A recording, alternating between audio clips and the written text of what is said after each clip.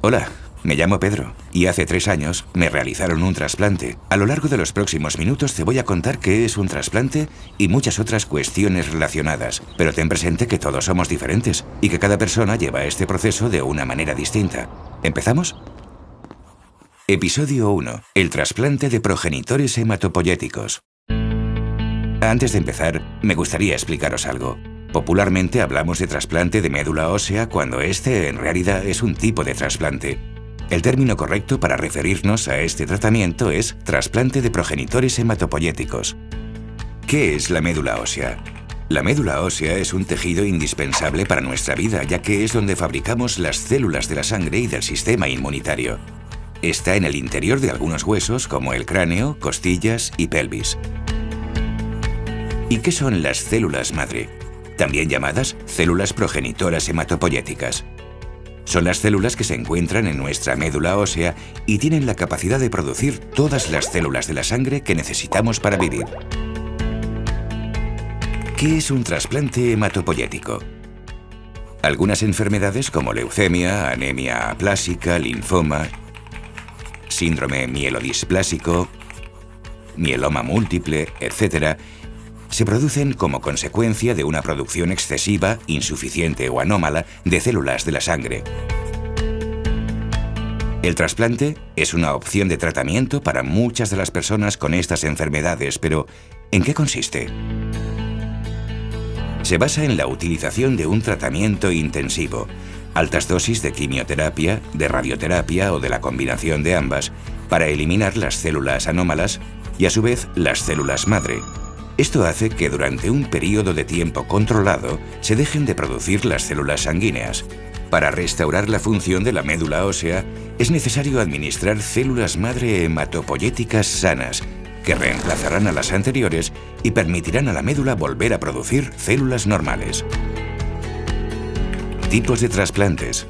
Existen diferentes tipos de trasplante en función de los siguientes criterios. En función del donante, autólogo, también llamado autotrasplante. Las células madre hematopoyéticas proceden de uno mismo. Singénico, cuando proceden, si es el caso, de un hermano gemelo idéntico. Alogénico, cuando procede de un donante sano, que puede ser familiar compatible, hermano, hermana, madre, padre, o de un donante no emparentado, de bancos de donantes nacionales o internacionales. Haploidéntico. Las células madre proceden de un familiar con el que compartes solo la mitad de tus genes, padre, madre, hermanos, primos. También podemos diferenciar el trasplante en función del origen de las células madre. Médula ósea.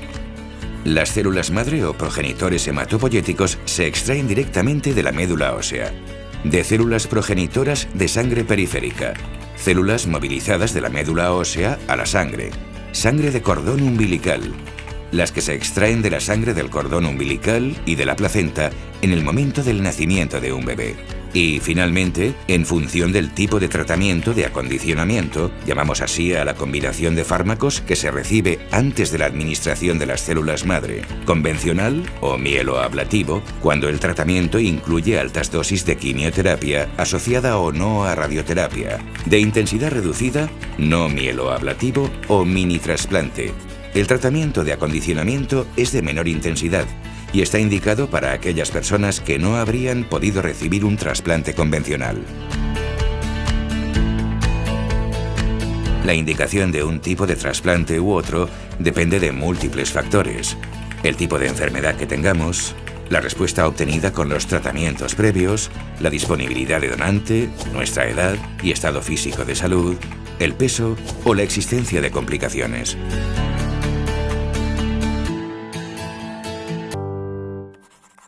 Episodio 2. El donante. Si el donante soy yo mismo, el paciente, ¿puedo ser yo mismo mi donante? En el caso de que así sea, ¿por qué hacerme un trasplante de mis células si estoy enfermo? Sí que puedo ser mi propio donante, porque cuando van a recoger mis células, yo ya he recibido tratamiento para mi enfermedad. Así que utilizan para el trasplante aquellas que no están afectadas. A este procedimiento lo llamamos autotrasplante. Si el donante no soy yo. Cuando la mejor opción de tratamiento no es un autotrasplante, estaremos hablando de un trasplante singénico, halogénico o haploidéntico. Y el primer paso será encontrar al donante idóneo. ¿Por qué debe ser compatible el donante con el paciente?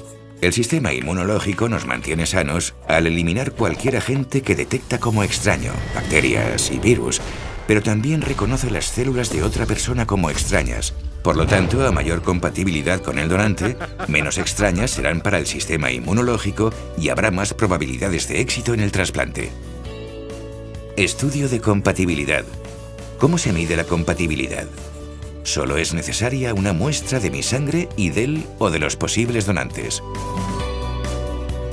Si buscamos al donante en la familia, nuestra probabilidad de que encontremos un donante compatible es mayor entre hermanos y familiares directos. Si buscamos a un donante no relacionado, las posibilidades de encontrar un donante compatible no emparentado mejoran cada año a medida que aumenta el número de donantes.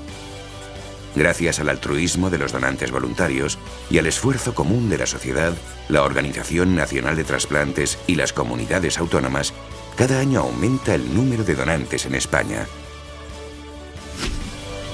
Para posibilitar su localización, se han creado registros de donantes voluntarios en todos los países desarrollados. En España, en 1991, la Fundación Internacional Josep Carreras creó el primer registro de donantes y desde 1994 gestiona el Registro Español de Donantes de Médula Ósea, REDMO, por acuerdo con el Ministerio de Sanidad y las comunidades autónomas. El REDMO es el organismo responsable de organizar la búsqueda de donantes no familiares para pacientes españoles. En el caso de que el donante no sea un familiar, ¿puedo conocerle? La donación es anónima y confidencial, por tanto, no podemos conocer a los donantes ni saber su nombre.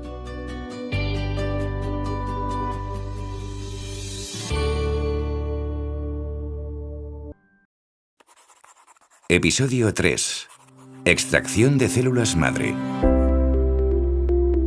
¿Cómo obtenemos las células madre del donante? Los métodos más utilizados son 1. Aféresis o citoaféresis. En la sangre habitualmente hay pocas células madre. Por este motivo, se le administrarán al donante unas inyecciones unos días antes para estimular y aumentar el número de células madre y que además provocarán su salida desde la médula ósea hacia la sangre. Estas células son recogidas mediante el procedimiento llamado aféresis. Para realizar la aféresis, hay que colocar una aguja intravenosa en cada brazo. La sangre se mueve desde la vena de un brazo, pasa por la máquina de aféresis, también llamada separador celular, y retorna por la vena del otro brazo. Cuando la sangre entra en la máquina, esta la hace circular por un circuito que separa las células madre de los otros componentes, devolviéndolos al torrente sanguíneo. 2. Extracción de médula ósea. La médula ósea se obtiene mediante repetidas punciones en las crestas ilíacas posteriores, realizadas de forma simultánea por dos especialistas, hasta obtener una cifra adecuada de células. Este procedimiento tiene una duración de 30 a 60 minutos. En general, para este procedimiento, los donantes de médula ósea ingresarán el día anterior y serán dados de alta a las 24 horas de la extracción. Este procedimiento se realiza en quirófano bajo anestesia general o epidural. 3. Sangre de cordón umbilical. Podemos recoger progenitores hematopoyéticos de sangre del cordón umbilical. Una vez separado el bebé del cordón umbilical, se recoge la sangre del cordón, se procesa y se congela para una futura utilización.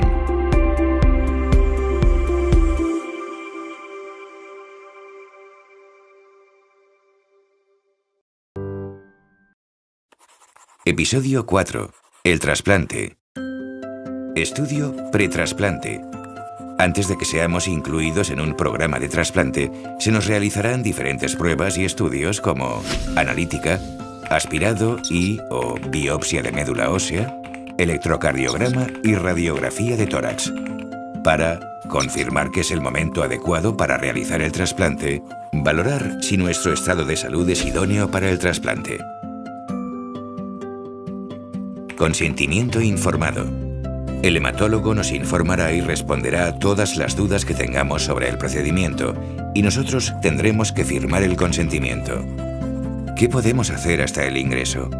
Podemos evitar estar cerca de personas que tienen enfermedades infecciosas. Os recomiendo que habléis con vuestros amigos y familiares para delegar aquellas responsabilidades que no podáis asumir durante el tratamiento. También os animo a que busquéis información sobre asociaciones de pacientes y recursos sociales existentes. Y también os animo a que preparéis diferentes formas de entreteneros durante el ingreso.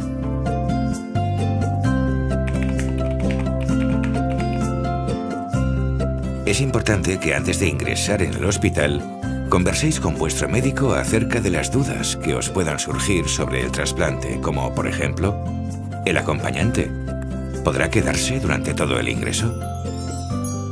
Habitación y enseres personales. ¿Qué utensilios de uso personal, cepillo de dientes, pijama, zapatillas, ropa, etc. y ocio, portátil, móvil, tableta, libros, etc. podremos utilizar? ¿Debemos seguir alguna dieta especial o realizar ejercicio físico antes y durante el trasplante? Ingreso en la unidad de trasplante.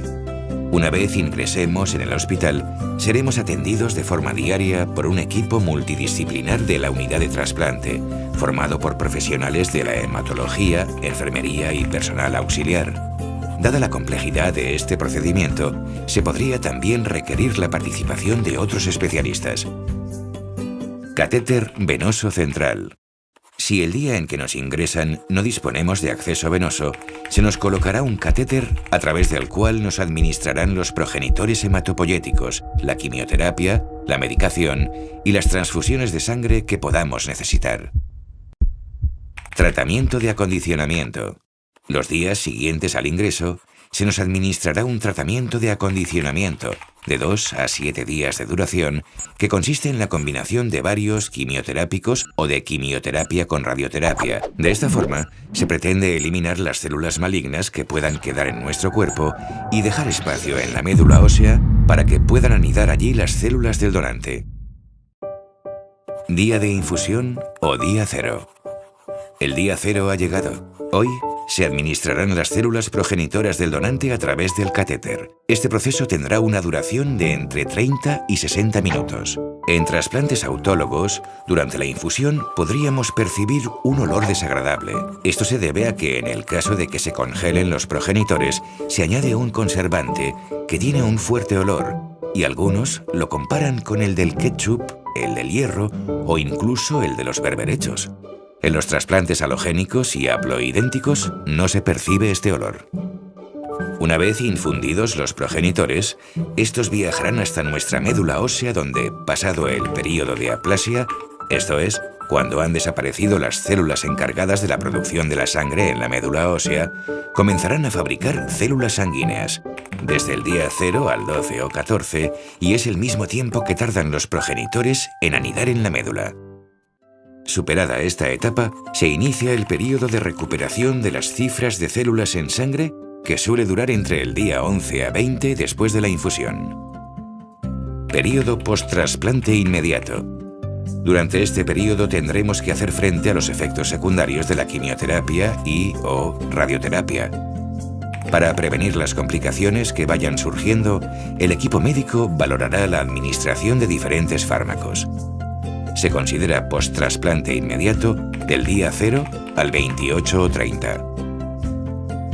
Implante hematopoyético. Conseguida la recuperación de las cifras de las células sanguíneas, se dice que se ha producido el implante hematopoyético. Esto suele ocurrir alrededor de 2 a 3 semanas post-trasplante. Alta hospitalaria. Nos darán el alta cuando las cifras normales de células sanguíneas permitan que afrontemos infecciones, toleremos de manera adecuada la comida, tomemos la medicación por vía oral y se hayan solucionado los principales problemas del post-trasplante.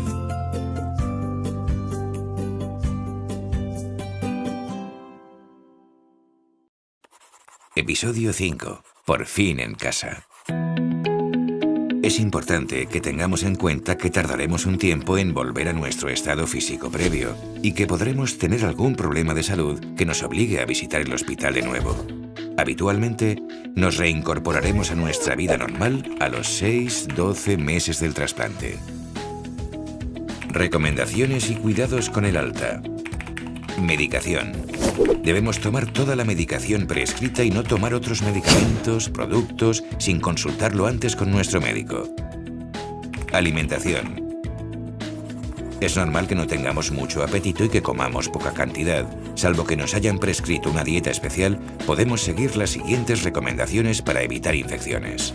Beber 2 litros de agua al día para prevenir problemas relacionados con la función renal. Lavar muy bien las verduras y tomar solo frutas que tengan piel. Comer siempre alimentos recién cocinados, no tomarlos recalentados.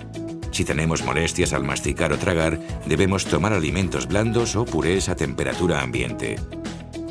Podemos tomar zumos recién exprimidos y envasados si están pasteurizados y no nos producen acidez u otras molestias. Los alimentos que no debemos tomar son la pimienta cruda, las mayonesas caseras y los huevos parcialmente cocinados, la leche y productos lácteos no pasteurizados, los quesos del tipo azul como el Roquefort. En el caso de las bebidas alcohólicas, nos prohíben su consumo para que nuestra función hepática no se vea alterada. Debemos tener en cuenta que estamos tomando muchos medicamentos durante este proceso. Los pescados y carnes, ni crudos ni marinados. Higiene personal. El riesgo de infecciones después de un trasplante es alto. El diagnóstico y tratamiento precoz es fundamental para evitar que puedan llegar a ser graves. Por eso debemos tener especial cuidado con la higiene personal. Higiene ambiental.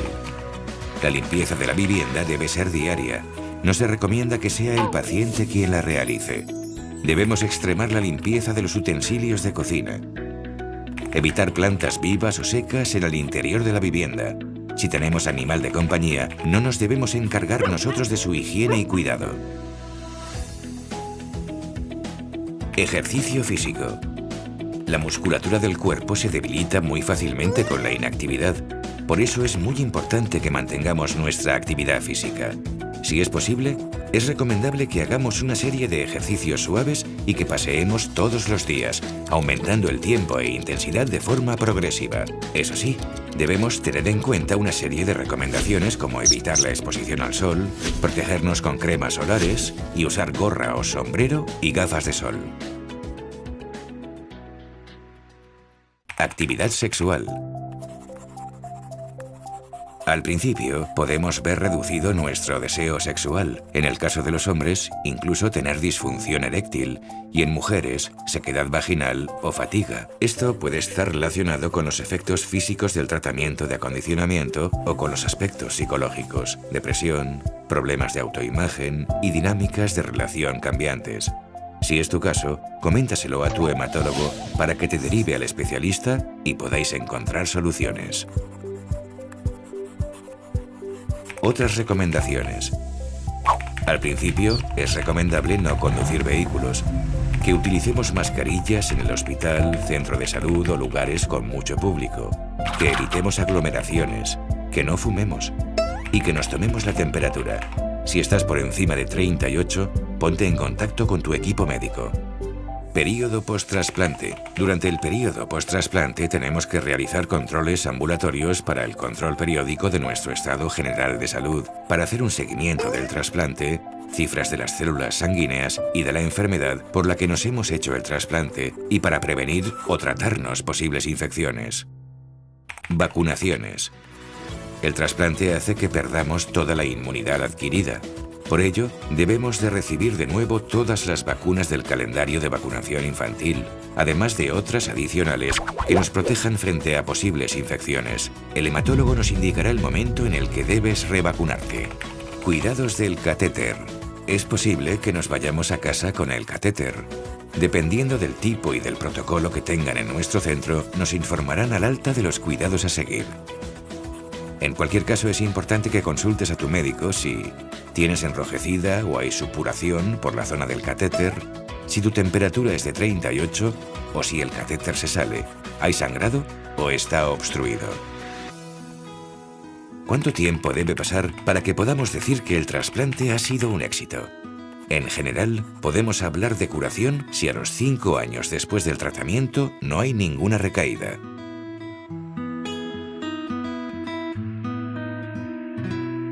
Episodio 6. Enfermedad injerto contra huésped o enfermedad injerto contra receptor. ¿Qué es la AIDS? Es una complicación del trasplante halogénico y del haploidéntico y está producida por los linfocitos T del donante.